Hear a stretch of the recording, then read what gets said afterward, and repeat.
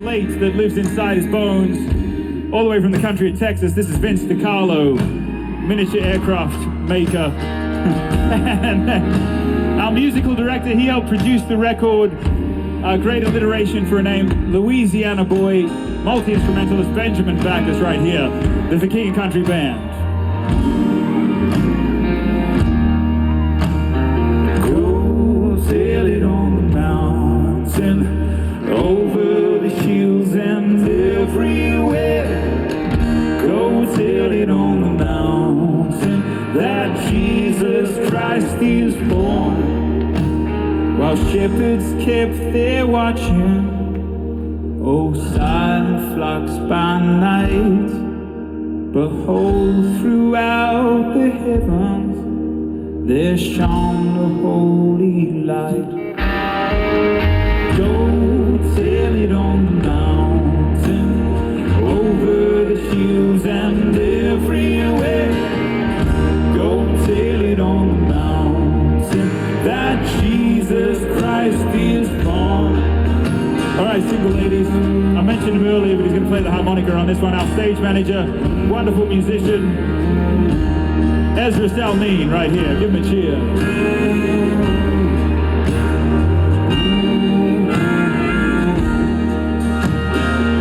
And fear trembled low above the earth. Cried out the angel chorus that hailed the Savior's birth. Go sail it on the mountain, over the hills and everywhere. Go sail it on the mountain that Jesus Christ is born. Let's sing it again. Go sail it on the mountain, over the hills and everywhere. Go tell it on the mountain that Jesus Christ is born.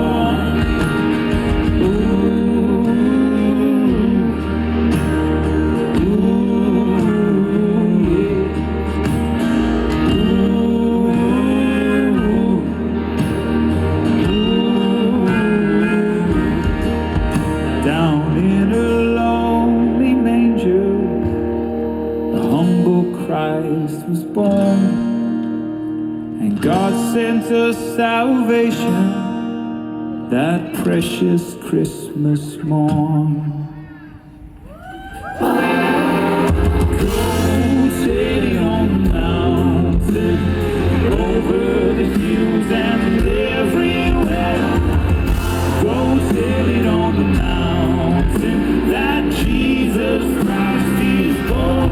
Won't you go sail it on the mountain, over the hills and everywhere. Go sail it on the mountain that Jesus Christ is born. One more time, won't you go sail it on the mountain? Won't you go over the hills and won't you go sail it in Florida that Jesus Christ is born. That Jesus Christ is born. That Jesus Christ is born.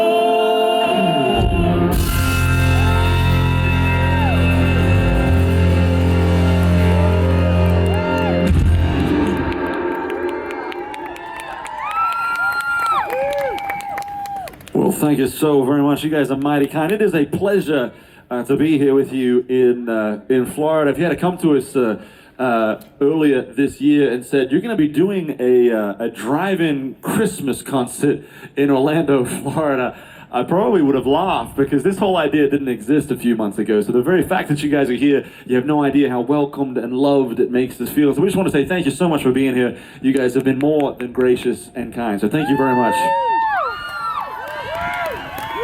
But I want to share with you a little bit about my story. I was originally born in Australia. Hopefully you can still tell.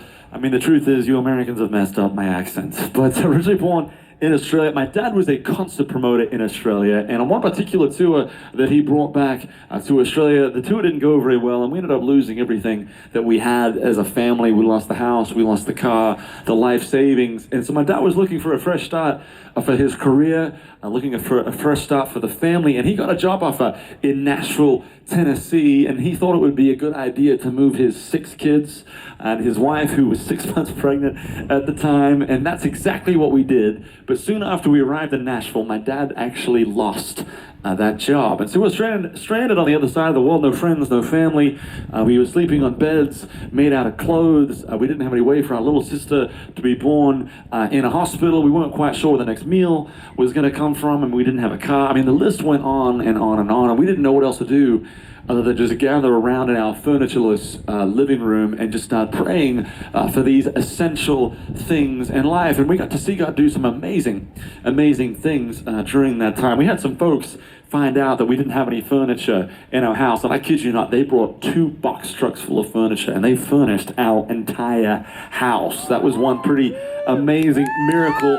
The next was our little sister was born in a hospital, but one of the things that I've realized about hospitals as an adult is that hospitals are incredibly gifted at sending bills, you know, and quite large ones, right? And so we got sent a big bill, and we were broke. We couldn't afford it, so my dad had called up and arranged to make very small payments every month. And he called up one month to make a payment, and the lady on the other line said, "Mr. Smallbone, your bill has actually been paid in full." And we still to this day don't know who paid for our little sister to be born in a hospital. That was pretty cool as well. And then we had moved into a subdivision. We were renting a home. And look, I think the neighbors thought we were weird, right? I mean, there's no other way to say it. They're like, they've got 7 kids. What else do they do in Australia? This is crazy, you know. And then they thought, but they were very generous people, and they gave us. They would literally come and they would drop grocery bags full of groceries on our doorstep. A lot of times on the days that we just needed it. And sure enough, I went to Mom and Dad and I was like, I like these Americans. They give us food. I think that we should stay in their country. These are good people. And then probably the most remarkable story was this. When we came to America, we came in the fall, and Thanksgiving was coming up. And I mean, you Americans make a big old deal out of Thanksgiving, let me tell you. And I love Thanksgiving, but we don't have Thanksgiving in Australia. And it may be because we're not very thankful people. I don't know. It also might be, actually, the truth is, I blame the English, right? The English gave you guys pilgrims. They gave us convicts, you know? So I blame the English. But anyway, a family came to us and said, hey, why don't you come over for a Thanksgiving and we'll show you the ropes of Thanksgiving. And we went over and we had a wonderful, wonderful time with this family. And at the end of the night, the father of the household came to us and he said, hey, I don't know why, but I just feel compelled to give you the keys to my brand new car. And I just want you guys to have it. I mean, we fell in love with Thanksgiving after that, you know? And when you walk through something, as a family, as an individual, as a person, and you pray for something and it's answered, you have a need and it's filled, it changes you, it impacts you, it moves you. And what I realized as a young boy was this: the moment that we stop giving to each other, giving to our friends, giving to our neighbors, and the moment that we stop giving to the poor, our souls go dark. And some of you might be wondering, what does this have to do with anything? Well, we've been a part of an organization called Compassion International for a number of years. And Compassion International is a child sponsorship program that specializes in reversing the cycle of poverty in third world countries. It believes by pouring into the youth of these countries that they will raise up the next Mother Teresa, the next Billy Grahams, the next teachers, doctors, politicians, and they will transform these countries from the inside out. And I heard a very cool story about a young boy whose name was Richmond, and Richmond was born in Uganda, and he was actually born into a fairly affluent family, but at a very young age, his father was murdered, and because of that murder, all of the provision for the family went away, and they were actually forced to move into the slums. And I don't know if you guys have been on trips and experienced the slums before, but the slums is just unthinkable difficulty, 24/7, just unthinkable difficulty. And Richmond's mother started asking herself the question, how do I get my family out of this? How do I get my family out of extreme poverty? And she heard about the local Compassion International project, and Richmond ended up getting accepted into that program. He was in that program for a number of years. He ended up graduating with the equivalent of a high school diploma. He was a very, very bright student, got his bachelor's degree over in Uganda, then came to the Moody Bible Institute in Chicago, got his master's there. And then I just heard that this boy who is now a man, just graduated with his doctorate right here in the United States of America. Isn't that cool? And look, the most challenging aspect of Richmond's story is this. The person who sponsored Richmond was a 14-year-old little girl. And because of that girl's decision, we are now seeing ripple effects take place all across the world, because Richmond has now gone back to Uganda and is planting churches, is shepherding pastors, and doing absolutely remarkable things, all because of one little girl said, I can do something. I can make a difference.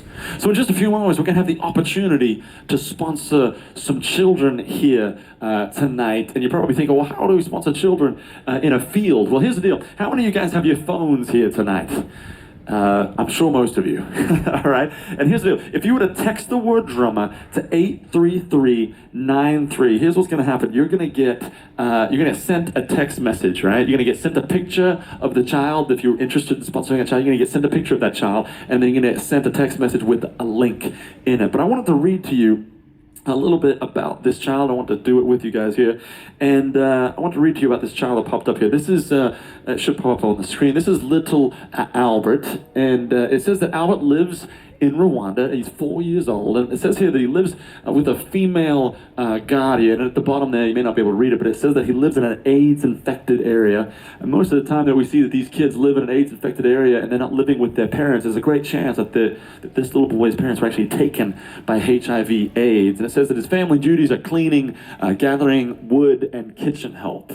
And so as you can imagine, I mean, the need is just insane. A 4-year-old boy, not even living with his parents, good chance it's because of AIDS. It's just a crazy, crazy situation.